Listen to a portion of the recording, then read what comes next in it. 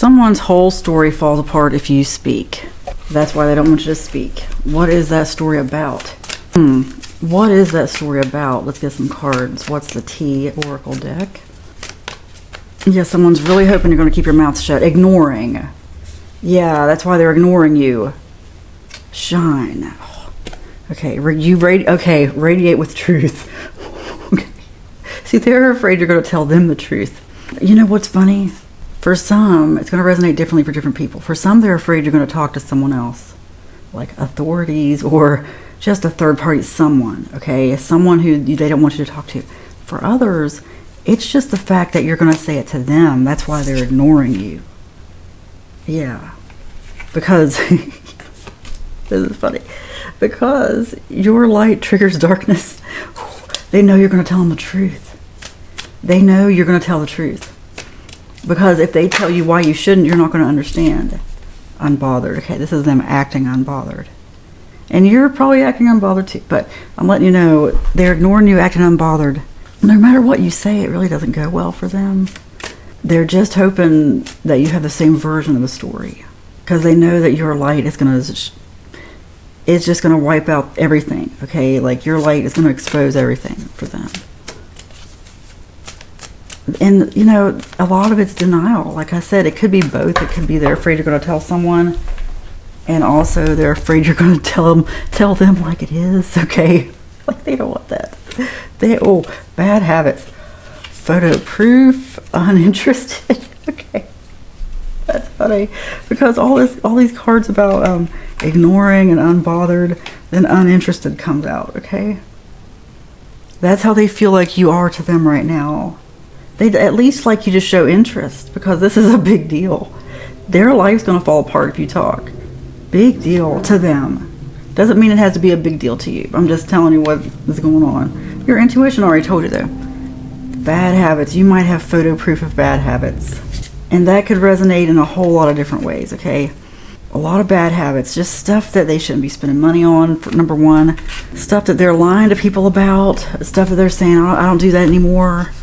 And some of them just have multiple bad habit type of things. Multiple. That's part of it. That's part of what they're afraid you're going to talk about or tell them the truth about. They don't ever know what to expect from you. But they know it's going to be the truth. That's what they know. And they know they're not going to like it. Unfazed. Another card about not caring, doesn't care, didn't flinch, you can't shake me. See, they're trying to act a certain way because they're trying... Look, they have their own reasons for that. They have their own reasons. They know if they talk to you for 1 minute, it's going to expose everything. And it doesn't change anything anyway. Although they do wish they could come up with a story. And they're waiting for that. But in the meantime, like, since there is no story, like, they're either hoping you're going to forget about it, or that they just won't talk to you. And this could be a relationship ending thing. I'm not saying that you were actually in a relationship. I just mean whatever the friendship was, whatever it was. This could end it if there even was one. Or it was a past one. Like, I'm not really getting that for most of you this is someone you're very close to, at least not anymore. But someone who was maybe on the fringes. Someone you could still contact once in a while. You know, like there was still open line of communication. Could just be like more of an acquaintance type of person. It depends. It depends. It also could be someone you were married to, all right? But at this point, they feel like an acquaintance. At some point, this person has been an acquaintance.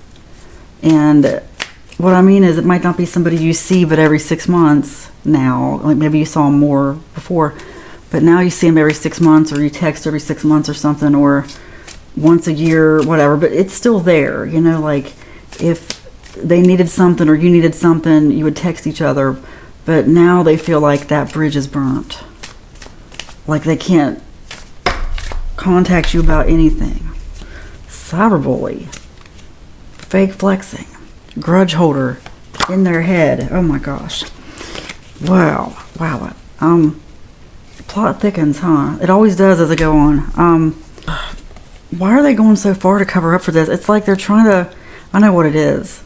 A smoke screen. A smoke screen. In their head, trying to think of stuff like this whole unbothered on social media. well, now I see it's social media a lot. I mean, it's in person too, but unbothered, ignoring, uninterested, all these cards, unfazed, that came out. Secretly, what's going on is they're in their head coming up with these little stupid cyberbully activities or fake flexing, grudge holder. This all points to just putting stuff on social media for attention, like a smokescreen, or to divert, to cover for what's really going on. And there is some cyberbullying. It makes them feel better about themselves, really. They could be cyberbullying you, or just, that could even be part of the bad habits. Like some people, that's an addiction for them. They get their dopamine from that, from just trolling people. They'll get the karma they deserve from that too, putting negativity like that out into the world, or just trickery. You know, it might not even always be negative, but it's something someone would consider cyberbullying. Fake flexing, that's what I mean, like bragging over social media about stuff they don't have. And holding a grudge about stuff you do have. That's the thing. Like, this is a really complicated situation. But whatever story of theirs might fall apart, part of the reason they're being weird toward you is because they're holding a grudge about something. Like, they feel like this should have been you or something.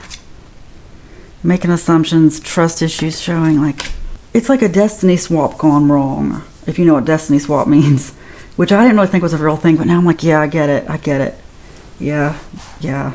People, it's basically just somebody visualizing what you have and just, I mean, can they literally swap with you? I don't think so, unless your energy is completely unprotected. I mean, look, there's a lot going on in the spirit world, but you can protect yourself from all of it. Just, anyway, don't get too hung up on all that stuff, because a lot of that's still 3-4D stuff, you know. Tap into the energy above. There's 12 or more dimensions. Anyway, so you're protected. You're protected. Don't worry about all this stuff. But what I mean is, by destiny swap, another way to look at it, I believe, is just to be so jealous of someone, so jealous, or just want what they have. I don't know if you even call it jealousy. I guess covet, the same thing, kind of. To really just want it so bad that you think about it, you daydream about it. You subconsciously start dressing like the person or acting like the person. Subconscious. I believe it's subconscious. A lot of people don't know where their ideas come from. They just find something, and it's just sort of looking at life as though it's just a menu of stuff you can pick from. Like, they might see someone they don't like wearing a dress. Like, someone could see this. They don't like me, but they like the dress. They may not remember later where they found a dress like that they liked, but their subconscious mind picked up on it. You know what I mean? And to other people, it might be obvious. It might look like they're copying, because you see that on social media, like celebrities. I'm not going to name names. I'm just going to say, yeah, there are some out there. Anyway, like people who copied each other on Instagram. It's just crazy. I mean, high level. But this person might do that kind of thing a lot. Sort of absorb other people's energy to the point where they start dressing like them, acting like them. You might even have evidence of that yourself, where you're like, I used to talk about that, and now they talk about it like it's theirs. Look, that happens. But it just shows this person's paying attention. You know what's funny? That tells me also this person is paying attention. There is something going on. Like, they've stalked you so much that they're starting to emulate you. And it might be funny, and that's not going to be for everybody, but it's definitely happened to some of you. Okay, the story they've built up, that's part of the story that you could debunk if you speak. Part of it is that you may have evidence that they have taken ideas or just stuff along the lines of, this person isn't very original, but they don't see it that way. They really don't realize it. Do not realize it. But whether it's that or not, like even the fake flexing, it's like a snowball effect. Like the fake flexing, like, that's part of the story.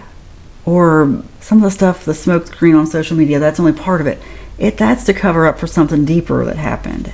Maybe not, though. The social media copying stuff could be all of it. I hope all that makes sense. Because there are ways it can translate to real life, too. Okay.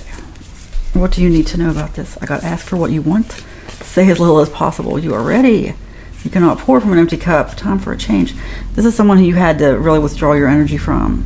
Or you never gave them energy. You just kind of sensed that you shouldn't. So, keep them away. But ask for what you want. Don't be afraid to go for what you want. I'm getting also that there could be something about this person that made you scared to go for what you want. This person may have shown you what you want. Like, just don't be afraid to do that. When it says ask for what you want, I'm getting just like from the universe, like put out that energy of it so that you assume it, like just the energy of what it would be like to have it.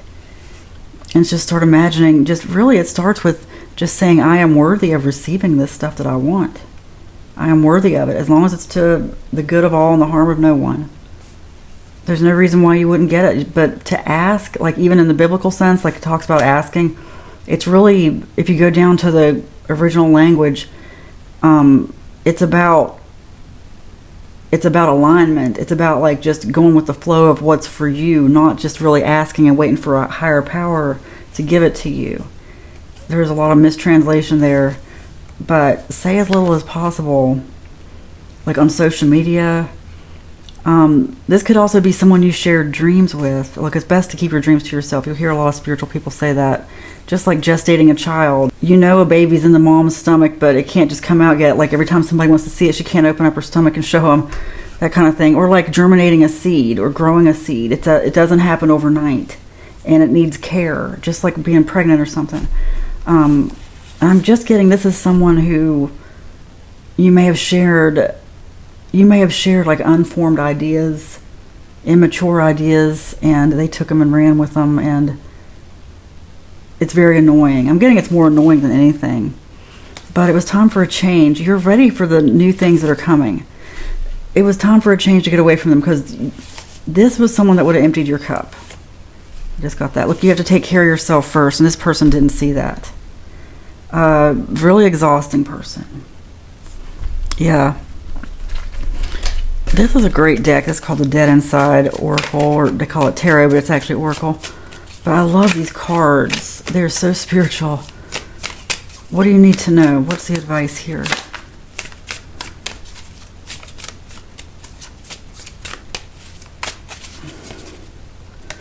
Open third eye, saw email, digital interference, inner conflict.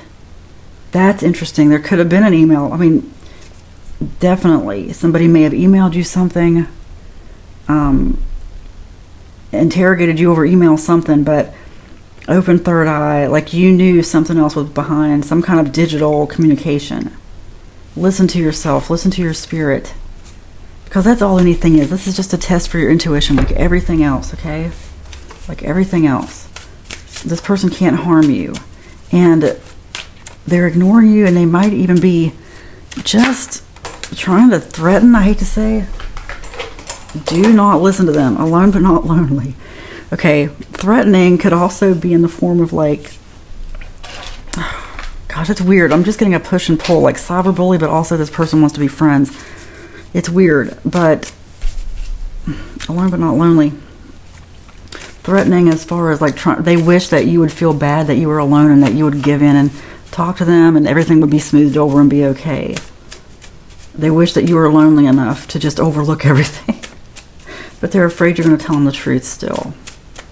Or tell other people, look, this person has a lot to hide and you've seen a lot. You have no fear.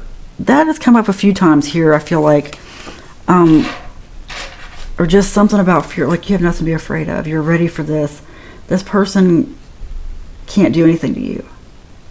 Like they might be getting desperate. Like I said, it might not be threatening to like harm you, but threatening, just pulling little tricks to make you think that you need to be friends with them again. Or give them a chance or something. But anyway, don't fear that. Fear nothing, okay? Fear nothing. The only thing you have to fear is fear itself. You draw in what you're feeling. So don't let yourself feel that fear. Don't just reject it. Just reject it. Rejection is protection. Protect yourself. Reject the fear, okay?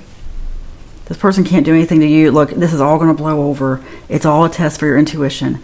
Everything happened like you thought, okay? You have no fear. It is spoken, it is written, and so it is. Amen.